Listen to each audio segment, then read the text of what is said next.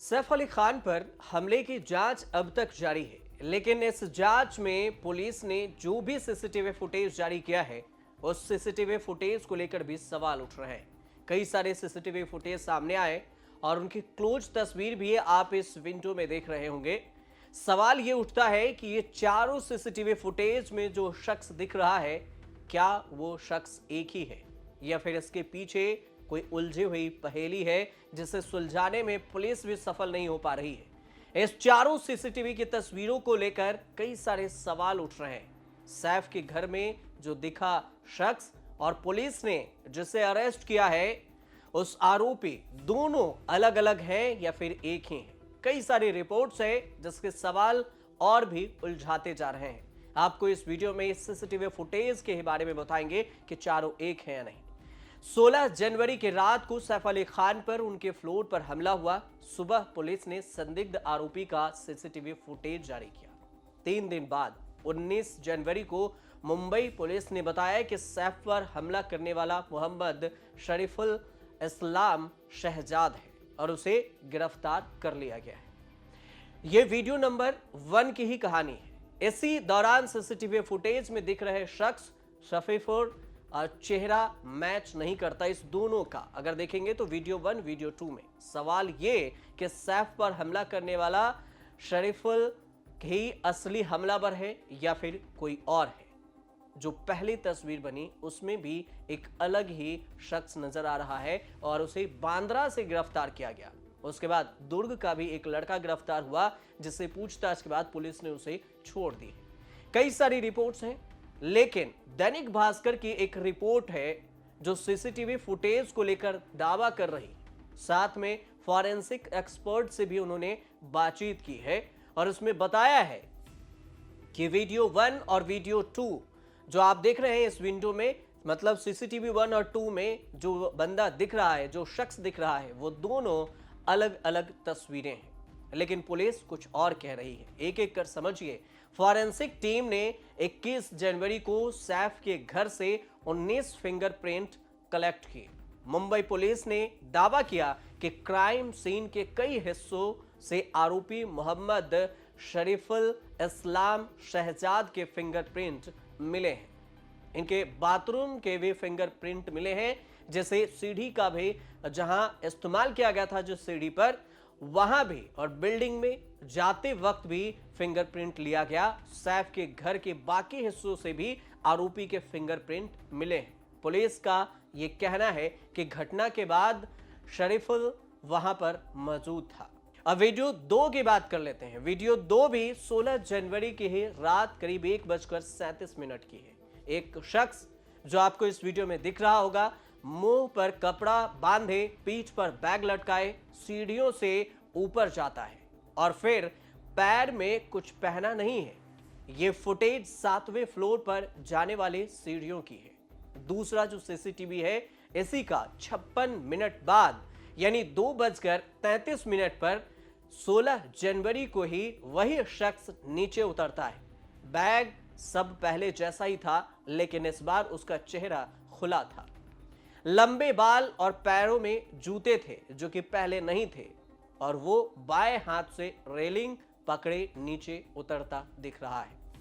Footage असली है या नहीं, इसका पता फिंगरप्रिंट से लगाया जा सकता है, लेकिन पुलिस चुप कह रही है। ये सवाल के घेरे में पुलिस की एक टीम है और इसने शरीफुल को सैफ के घर लेकर गई थी। पुलिस की टीम और सीन को रिक्रिएट भी किया गया था ताकि कहानी को आसानी से समझा जा सके। शरीफुल ने पुलिस को यह बताया कि उसने किसी भी तरह की आवाज से बचने के लिए अपने जूते उतारकर बैग में रख लिए थे और उसने अपना फोन भी बंद कर दिया था। चाकू मारने के बाद सैफ और उनके घर की जो सहायक शरीफुल को एक कमरे में बंद करने में कामयाब भी रहे। अब यह भी कहा जा रहा है शरीफुल के बारे में, और एयर कंडीशनर डर से वो बचते हुए सीढ़ियों के सहारे नीचे निकल गए। अब शरीफुल इस्लाम शहजाद ने पहले कोलकाता के पास हावड़ा जाने की बात कही, फिर बांग्लादेश जाने की योजना बनाई थी।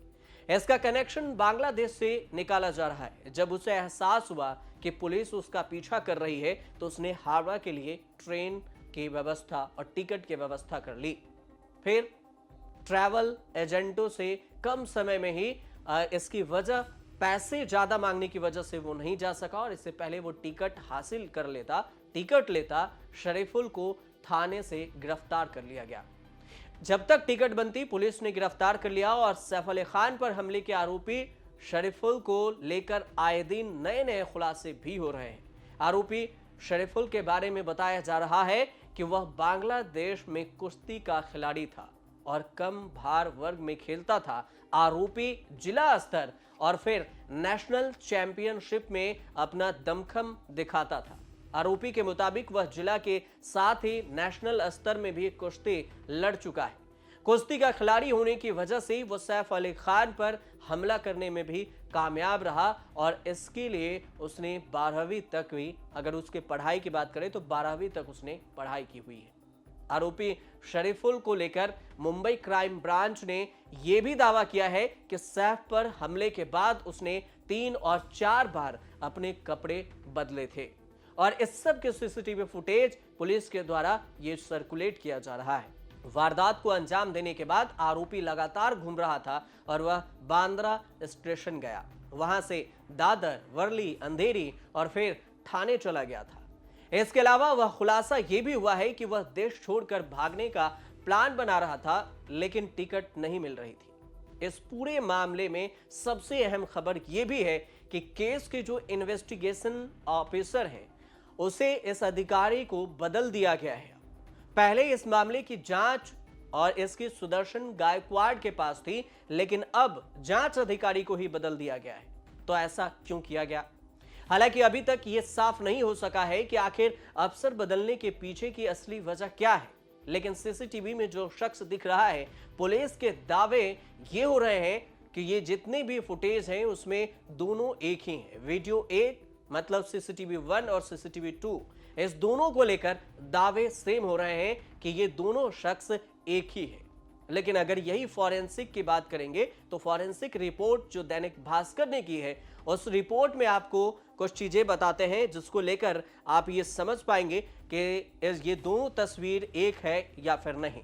इस दोनों तस्वीर को जब आप देखेंगे तो दोनों फोटो में गिरफ्तार आरोपी है शरीफुल और जो सीसीटीवी 2 में दिख रहा है आपको उस शख्स का भी मैचिंग चेहरा दिखाया गया है। फॉरेंसिक जब इसकी जांच की गई तो शरीफुल के माथे का शेप लंबा और चौड़ा है, जबकि आप सीसीटीवी में दिख रहे शख्स का जो 2 है, सीसीटीवी 2 दूसरा, उसमें देखेंगे तो इस शख्स का माथा छोटा और फिर चौड़ा है। दूसरी बात यह भी हुई कि शरीफुल की आंखें बादाम के आकार की हैं, जबकि सीसीटीवी में दिख रहा शख्स की आंखें गोला है।